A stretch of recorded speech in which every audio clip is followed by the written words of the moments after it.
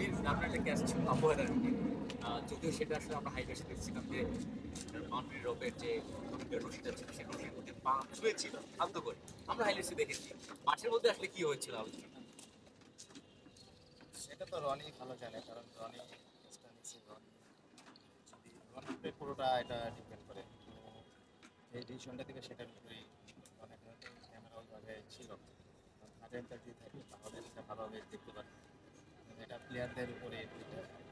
Match শেষে দুই আপনারা হাত মেলান, এটা কতটা অপেশাদারিত্বের একটা পরিচয়। তো আমরা তো মাঠেই ছিলাম, আর বাকিটা ব্যাংক ব্যাংকের ব্যাপার।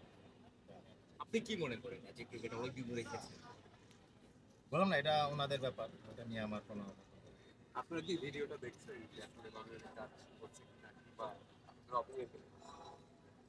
সেটা আম্পায়ার জানে, মাঠে আম্পায়ার ছিল, তারা ভালোই জানে।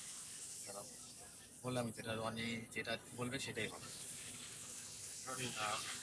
সিনিয়র ডিভিশন ক্রিকেটটা ভালো যাচ্ছে।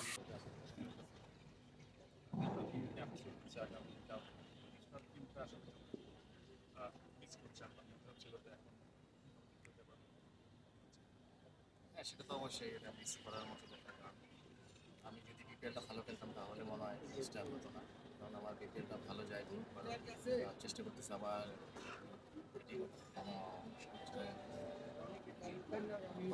ভালো কিছু করার। একটা বিপিএল খারাপ করে দল সেরকম একটু খারাপ হয়ে গেল, আর বিপিএল খারাপ বিপিএল মোটামুটি আজকে ম্যাচে হাই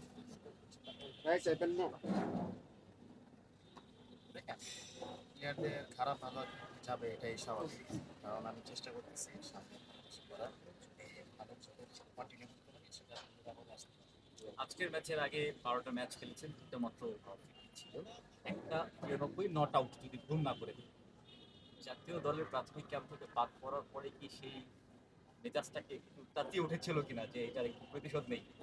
না না, এমন কোনো কিছুই না, কারণ আমি যেখানেই খেলি ভালো খেলার চেষ্টা করি, আর আমার টার্গেট থাকে যেন আমি ম্যাচ উইনিং পারফরমেন্স করতে পারি। তো এটাই আমার কাজ। কি মনে হয় যে আজকের ইনিংসটা কি একটু বড্ড দেরি হয়ে গেছে?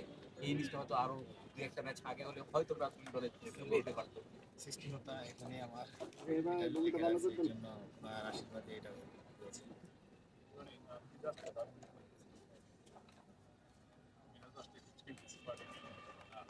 মিরাজের জিনিসটা আসলে কিভাবে মিরাজের ওই ইনিংসটার জন্য কিন্তু আমরা 318 করতে পেরেছি। কারণ মিরাজ এমন একজন প্লেয়ার, সবসময় চেষ্টা করে টিমের ভালো কিছু করার জন্য। কারণ যেভাবেই হোক, বোলিং করে হোক, ফিল্ডিং করে হোক, ব্যাটিং করে হোক, কন্ট্রিবিউট করার চেষ্টা করে যেন কীভাবে ম্যাচ উইন করায়।